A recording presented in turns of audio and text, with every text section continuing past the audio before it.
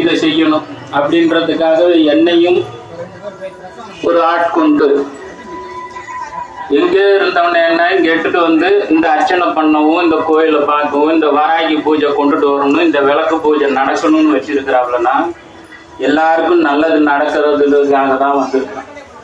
அதனால்தான் இன்னைக்கு திருமணம் நடக்கவோ பிள்ளை பேர் வேண்டியோ எல்லாரும் வராங்க, வந்து நடந்துகிட்டே இருக்குது.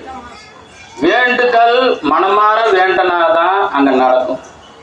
சேவாத்தில இறை தூதனாக இருப்பவர்கள் ஆழ்ந்த சிந்தனையோடு உங்களுக்காகவும் பக்தியோடு வேண்டதுக்காக படைக்கப்பட்டு என்னை அனுப்பி உள்ளார்.